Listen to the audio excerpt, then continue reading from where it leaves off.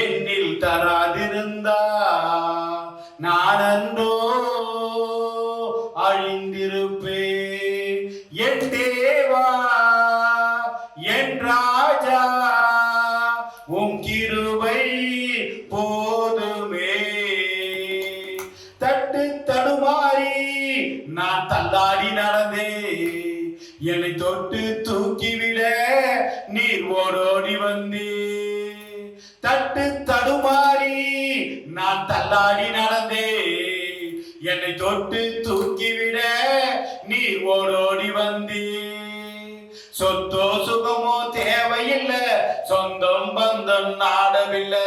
சொத்தோ சுகமோ தேவையில்லை, சொந்தம் பந்தம் நாடவில்லை. என் தேவா என் ராஜா உம் கிருபை போதுமே. உலையன சேற்றினிலே நான் உழன்று கிடந்தேன், உன்னதத்தின் தேவா என்னை உயர்த்தி வைத்தீரே. உலையன சேற்றினிலே நான் உழன்று கிடந்தேன், உன்னதத்தின் தேவா என்னை உயர்த்தி வைத்தீரே. பேரோ புகழோ தேவையில்லை, பேர் சொல்லி அழைத்தவன் நீர் போதும். பேரோ புகழோ தேவையில்லை, பேர் சொல்லி அழைத்தவன் நீர் போதும். என் தேவா என் ராஜா உம் கிருபை போதுமே. கண்களை மூடி ஜெபிப்போம். பரிசுத்தம் உள்ள நல்ல ஆண்டவரே, கர்த்தாவே, நன்றியோடு துதிக்கிறோம் ஐயா. தெய்வமே, இந்த கிருபையான இந்த கனமான அப்பா ஆண்டவரே, கர்த்தாவே, இந்த மாலை வேலைக்காக நன்றி ராஜா.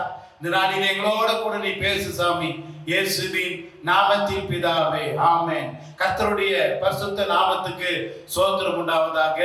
ஜான் சாப்டர் 14:1 யோவானின் சுவிசேஷம் 14வது அதிகாரம் 1ஆம் வசனத்தை நான் வாசிக்கிற கவனிங்க. உங்கள் இருதயம் கலங்காதிருப்பதாக தேவனிடத்தில் விசுவாசமாயிருங்கள், என்னிடத்திலும் விசுவாசமாயிருங்கள். அல்லேலூயா. கர்த்தருடைய பரிசுத்த நாமத்துக்கு ஸ்தோத்திரம் உண்டாவதாக. இந்த வார்த்தை ஆண்டவராக இருக்கிற இயேசு கிறிஸ்து சொல்லி இருக்கிறார். இந்த வார்த்தை அவர் சொல்லும் போது சொல்லுகிறார், உங்கள் இருதயம் கலங்காதிருப்பதாக தேவனிடத்தில் விசுவாசமாயிருங்கள், என்னிடத்திலும் விசுவாசமாயிருங்கள் என்று ஆண்டவராக இருக்கிற இயேசு கிறிஸ்து சொல்லி இருக்கிறார். நாம் அநேக நேரத்திலே சோர்ந்து போகிறோம், கலங்கி போகிற பிரியமானவர்களே. ஆனால் ஆண்டுடைய வசனம் நம்மளை பலப்படுத்த வேண்டியதா இருக்கிறது. ஆண்டுடைய வார்த்தை நம்மளை ஒவ்வொரு நாளும் பலப்படுத்தி அற்புதமா அதிசயமா வழிநடத்துகிற தேவனாய் இருக்கிறார் நம்முடைய ஆண்டவர். அவர் சொல்லுகிறார், உங்கள் இருதயம் கலங்காதிருப்பதாக. நம்முடைய வாழ்க்கையில எப்பேற்பட்ட பிரச்சனையோ போராட்டமோ உபத்திரவமோ நிந்தையோ அவமானமோ வந்தாலும் இது எல்லாம் பெருசு இல்லை. ஏன் பெருசு இல்லைன்னு கேட்டா, இது எல்லாவற்றிலிருந்து விடுதலை செய்கிற இயேசு நம்மோட கூட இருக்கிறார். அவர் நம்மோட கூட இருக்கிறபடியா நாம் எதை குறித்து கவலைப்பட வேண்டிய அவசியம் கிடையாது. எல்லாவற்றையும் மாற்றுகிறவர் அவரே, எல்லாவற்றையும் உருவாக்குறவர் அவரே, எல்லாவற்றையும் நடத்துகிறவர் அவரே பிரியமானவர்களே. அதனாலதான் சொல்லுது, உன் இருதயம் கலங்காதிருப்பதாக. தேவனிடத்துல விசுவாசமாயிருங்கள், என்னிடத்துல விசுவாசமாயிருங்கள். அது மட்டும் இல்ல, இந்த சாதாரண கிறிஸ்துவ வாழ்க்கை சாதாரணமான வாழ்க்கை அல்ல. நம்முடைய லட்சியம், நம்முடைய நோக்கம் எப்படியாவது பரலோக ராஜ்யம் கடந்து போக வேண்டும். அதுதான் நம்முடைய லட்சியம் பிரியமானவர்களே. அது மட்டுமில்லை, என் பிதாவின் வீட்டில் அநேக வாசஸ்தலங்கள் உண்டு. அப்படி இல்லாதிருந்தால் அவங்களுக்கு சொல்லி இருப்பேன், ஒரு ஸ்தலத்தை உங்களுக்காக ஆயத்தம் பண்ண போகிறேன். அல்லேலூயா. இயேசு கிறிஸ்துவே வந்து நம்ம என்ன பண்ண போறாரு? அழைத்து கொண்டு போக போகிறார் பிரியமானவர்களே. நம்ம வீட்டுல அநேகமான வாசஸ்தலம் உண்டு பரலோக ராஜ்யத்துல. ஒரு காரியத்தை நாம் வாசிப்போம். ஒரு வீட்டுல ஒரு பெரிய பணக்கார வீடு. அந்த பணக்கார வீட்டுல ஒரு வேலைக்கார சகோதரி எப்போதுமே ஜெபம் பண்ணி கொண்டே அந்த வீட்டை தொலைத்து கொண்டு பெருக்கி கொண்டு வேலை செய்து கொண்டே இருப்பார்கள். ஒரு நாள்ல திடீரென்று அந்த பணக்கார அம்மாவோடு ஒரு நாள் மரித்து போனார்கள். அவன் பரலோக ராஜ்யம் போகும்பொழுது அங்கே தேவதூதன் அந்த அம்மாவை கொண்டு போகிறான். கொண்டு போய் ஒவ்வொரு வீடாக காட்டி கொண்டே போகிறான். இந்த வீடா இந்த வீடான்னு அந்த அம்மா கேட்டுனே இருக்கிறாங்க. இல்ல இந்த வீடு இல்ல இந்த வீடு இல்லைன்னு சொல்லிட்டு தேவதூதன் என்ன பண்றாரு? அந்த அம்மாவை அப்படியே கொண்டு போயினே இருக்கிறார். கொண்டு போயினே இருக்கும் போது வழியில ஒரு பெரிய வீடு இருக்குது. அந்த வீட்டை பார்த்த உடனே, ஓஹோ இந்த வீடு தான் என்னுடைய வீடு அப்படின்னு சொல்லிட்டு அந்த அம்மா என்ன பண்ணாங்க? அது என் வீடு இங்க இருக்கு சொல்லிட்டு வேகமா போனாங்க. அப்ப சொன்னார் அந்த ஊழியக்காரு, அந்த வீடு இல்ல. தேவதூதன் சொல்றார், அந்த வீடு உனக்கு இல்லம்மா, அந்த வீடு உன் வீட்டுல வேலை செய்கிற வேலைக்காரிக்கு இருக்குது அந்த வீடு. உன்னுடைய வீடு அதோ இருக்குது பாரு, சின்ன வீடு. நீ கர்த்தருடைய பிள்ளைகள், நீ கர்த்தருக்காக வைராகத்தோடு ஜீவிக்க வேண்டும். இந்த உலகத்தில் நாம் ஒன்றும் கொண்டு வந்ததில்லை, ஒன்றும் கொண்டு போவதில்லை. மரணம் ஒவ்வொருவரும் நம்மளை சந்திக்க பிரியமானவர்களே. மரணத்தை சந்திக்க நம்ம ஆயத்தமா காணப்பட வேண்டும். அது மட்டும் இல்ல, நான் இன்றைக்கு கண்ணை மூடினால் நான் கண்டிப்பாக பரலோக ராஜ்யம் கடந்து போவேன் என்ற ஒரு நம்பிக்கை, விசுவாசம் நம்முடைய வாழ்க்கையில வேணும். அதனால தான் ஆண்டவர் இயேசு சொன்னார், என் பிதாவின் வீட்டில் அநேக வாசஸ்தலங்கள் உண்டு. அப்படி இல்லாத இருந்தாலும் சொல்லி இருக்க மாட்டேன். நான் போய் உங்களுக்காக ஒரு ஸ்தலத்தை ஆயத்தப்படுத்தின பின்பு நானே வந்து உங்களை என்ன பண்றேன், கூட்டிக் கொண்டு போகிறேன் என்று இயேசு கிறிஸ்து சொல்லி இருக்கிறார். இந்த உலகத்துல நம்மளுக்கு வீடு இருக்குதோ வீடு இல்லையோ, ஆனா பரலோக ராஜ்யத்துல நம்மளுக்கு ஒரு வீடு. இந்த உலகத்துல வாழ வீடு எல்லாம் வாடகை வீடு. பக்தன் இப்படியா பாடி இருக்கிறார், நீ வாழும் வாழ்க்கைதான் அது வாடகை வீடுதான். இந்த காலம் பொல்லாதது, உன்னை கர்த்தர் அழைக்கிறார். அல்லேலூயா. இந்த உலகத்துல உங்களுக்கு வீடு இருக்குதோ வாசல் இருக்குதோ இல்ல, ஆனா பரலோக ராஜ்யத்துல ஒரு வீடு உண்டு பிரியமானவர்களே. உங்கள் இருதயம் கலங்காது இருப்பதாக தேவனிடத்தில் விசுவாசமாயிருங்கள், என்னிடத்தில் விசுவாசமாயிருங்கள் என்று சொல்லப்படுகிறது. அடுத்தபடியா நான் அதற்கு இயேசு, நானே வழியும் சத்தியமும் ஜீவனமாய் இருக்கிறேன், எல்லையில்லாமல் ஒருவனும் பிதாவிடத்தில் வரான். அல்லேலூயா. ஜான் சாப்டர் 14:6 சொல்லப்படுகிறது, நானே வழி. பரலோக ராஜ்யத்துக்கு போகிற வழி யாருன்னு கேட்டா ஆண்டவரா இருக்கிற இயேசு கிறிஸ்து வழி. அவர்தான் வழி, அவர்தான் சத்தியம், அவர்தான் ஜீவன். அவரை அல்லாமல் ஒருவனும் பிதாவிடத்தில் போக முடியாது. இந்த இயேசு கிறிஸ்துவை நம்பி விசுவாசித்து ஞானஸ்நானம் எடுத்து அவருடைய மகனாக மகளாக மாறும்பொழுது அவனுக்கு பரலோக ராஜ்யம் சொந்தமானது பிரியமானவர்களே. அதனால தான் சொல்றார் இயேசு கிறிஸ்து, நானே வழியும் சத்தியமும் ஜீவனமா இருக்கிற, என்னை இல்லாமல் ஒருவனும் பரலோக ராஜ்யம் கடந்து போக முடியாது என்று வேதத்துல நாம் வாசிக்கிறோம். நம்முடைய நோக்கம் எப்படியாவது பரலோக ராஜ்யம் போகணும். எதுக்கு ஓடி ஓடி வந்து ஜெபம் பண்றோம், ஜெபிக்கிறோம், ஆத்மா ஆதாயப்படுத்துறோம்? எது நம்ம எப்படியாவது அவருடைய ராஜ்யத்துக்கு போகணும். இதான் நம்முடைய லட்சியம், இதுதான் நம்முடைய நோக்கம் பிரியமானவர்களே. வேற ஒன்றுமே இல்லை. அதுக்காகத்தான் இயேசு கிறிஸ்து உலகத்திலே மனிதனாய் பிறந்து மரித்து உயிர்த்தெழுந்து மூன்றாம் நாளில் உயிரோட கூட எழுந்து வந்த தேவன் நம்மோட கூட இருக்கிறார். ஏசாயா 40:11 வாசிக்கிறோம். ஏசாயா 41 சொல்லப்படுகிறது 10ஆம் வசனத்துல, நீ பயப்படாத, நான் உன்னோட கூட இருக்கிறேன், திகழாதே, நான் உன் தேவன், நான் உன் வலது கரத்தை பிடித்து வழி நடத்துகிறேன் என்று ஆண்டவர் சொல்லுகிறார். அல்லேலூயா. நீ எதை குறித்து பயப்பட வேண்டிய அவசியம் கிடையாது பெரியமானவர்களே. இயேசு சொன்னார், நீ பயப்படாத மகனே, மகளே, நீ பயப்படாத, எதை குறித்து நீ கவலைப்படாத, நான் உன்னோட கூட தான் இருக்கிறேன். பிரச்சனையை கண்டு சோர்ந்து போகாத, ஆனா பிரச்சனை விடுதலை செய்கிற தேவன் நான் உன்னோட கூட இருக்கிறேன் என்று கர்த்தர் அவனுக்கு வாக்குத்தத்தம் பண்ணி இருக்கிறார். உங்கள் இருதயம் கலங்காது இருப்பதாக. அடுத்த வாக்கு சொல்லுகிறது, நீ கலங்காதே, திகழாதே, நான் உன் தேவன், நான் உனது வலது கரத்தை பிடித்து வழி நடத்துகிறேன் என்று இயேசு நமக்கு வாக்குத்தத்தம் பண்ணி இருக்கிறார் பிரியமானவர்களே. நாம் எதை குறித்து கவலைப்பட வேண்டிய அவசியம் கிடையாது, நாம் எதை குறித்து பயப்பட வேண்டிய அவசியம் கிடையாது. இயேசு கிறிஸ்து தான் வழி, இயேசு கிறிஸ்து தான் சத்தியம், இயேசு கிறிஸ்து தான் ஜீவன். அவரை இல்லாமல் ஒருவனும் பரலோக ராஜ்யத்துக்கு போக முடியாது. நாளிலே பார்க்கும்போது கர்த்தருக்காக ஒரு வேறு பிரிக்கப்பட்ட வாழ்க்கை வாழணும். இயேசுவுக்காக உண்மையுத்தமா ஜீவிக்கும் போது, ஒரு பரிசுத்தமான வாழ்க்கை வாழும் பொழுது ஆண்டுடைய ராஜ்யத்தை நம்ம கடந்து போன பிரியமானவர்களே. கடைசியாக நம்ம பார்க்கும் பொழுது 2 கலர்கள் இருந்தார்கள். அதுல ஒருவனுக்கு ஒரு தருணம் கிடைத்தது. அவன் கேட்டா, இயேசுவே, உடைய ராஜ்யத்தில் என்ன வரும்போது என்னை நினைத்துக் கொள்ளுன்னு சொன்னான். அதே நேரத்தில் இயேசு சொன்னாரு, இன்றைக்கு நீ என்னோட கூட பரதேசில் இருப்பாய். அல்லேலூயா. கர்த்தருடைய பிரியமான சகோதர சகோதரிகளே, ஒரு செகண்ட்ல கர்த்தர் அவன் என்ன பண்ணாரு, நீ என்னோட கூட நீ பரதேசில் இருப்பாய்.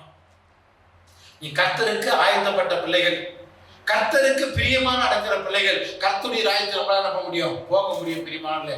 அடுத்தபடியாக ஒரு வசனம் சொல்லுகிறது, ஜான் சாப்டர் 14:27 ஒரு வார்த்தை, இதோ சமாதானத்தை உங்களுக்கு வைத்து போகிறேன், என்னுடைய சமாதானத்தையே உங்களுக்கு கொடுக்கிறேன், உலகம் கொடுக்கிற பிரகாரமாக நான் உங்களுக்கு கொடுக்கிற கொடுக்கிறதில்லை. உங்கள் இருதயம் கலங்காமலும் பயப்படாமலும் இருப்பதாக. ஹalleluya. இந்த உலகத்துல கொடுக்கிற சந்தோஷம் சமாதானம் டெம்பரரி.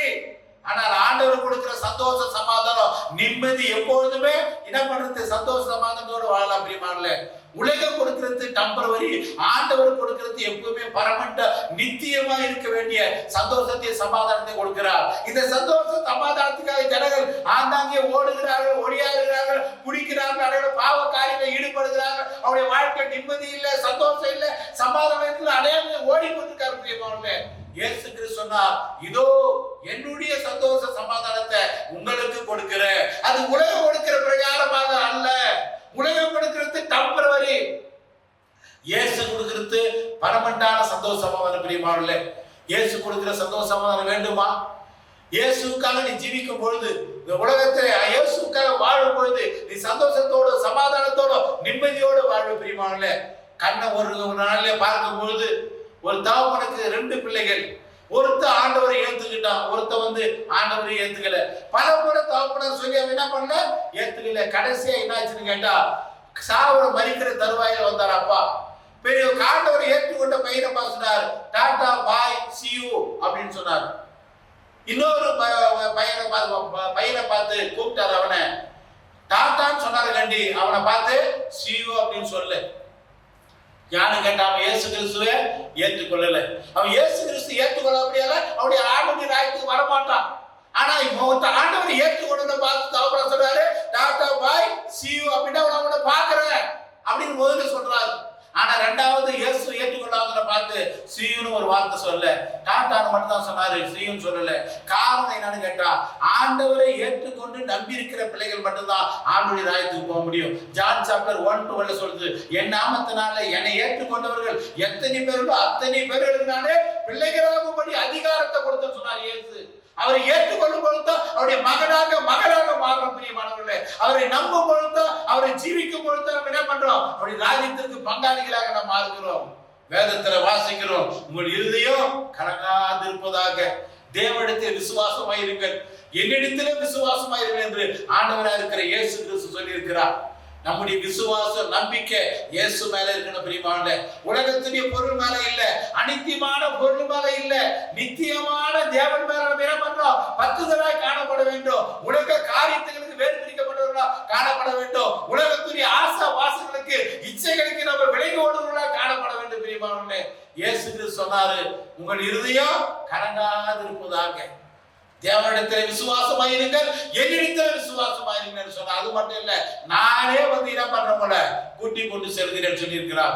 வாக்கு தத்தம் பண்ணினவர் மாறுவதில்லை. அவரே நம்ம என்ன பண்ண போறாரு? அவர் நம்ம ராஜ்யத்துக்கு கொண்டு போக போகிறார். நாம் எதை குறித்தோ பயப்பட வேண்டிய அவசியம் இல்லை பிரியமானவர்களே. நம்ம எதை குறித்தோ கவலைப்பட வேண்டிய அவசியம் இல்லை. நம்ம இன்றைக்கு கண்ணை போடணும்னா பரலோகத்துல போய் திறக்க போறோம் கண்ணை. இங்க கண்ணை போடணும்னா அந்த ஆண்டவரை நோக்கி நம்ம பார்க்க போகிறோம். நம்முடைய விசுவாசத்தை தளர வரக்கூடாது. இயேசு சொன்னார், உங்கள் இருதயம் கலங்காதிருப்பதாக, தேவனிடத்தில் விசுவாசமாயிருங்கள், என்னிடத்தில் விசுவாசமாயிருங்கள் என்று. கண்களை மூடி இந்த நாளிலே ஜெபிப்போம். பரிசுத்தம் உள்ள நல்ல ஆண்டவரே, கர்த்தாவே நன்றி ராஜா. இந்த நாளிலே எங்களோட கூட நீ பேசினீரப்பா, அதற்காக நன்றியோடு துதிக்கிற சாமி. உங்கள் இருதயம் கலங்காதிருப்பதாக, தேவனிடத்தில் விசுவாசமாயிருங்கள், என்னிடத்தில் விசுவாசம் சொல்லிடப்பா. அப்பா, இந்த உலகத்துடைய காரியங்களை, உலகத்துடைய பொருள் மீதோ எங்களுடைய கண்கள் இச்சை போகாதபடி ஆண்டவரே உண்மையிலே கண் வைத்து ஆண்டவரே உன் அடிச்சொல்லி நடக்கிற பிள்ளைகளா நீ மாற்றும் ஐயா.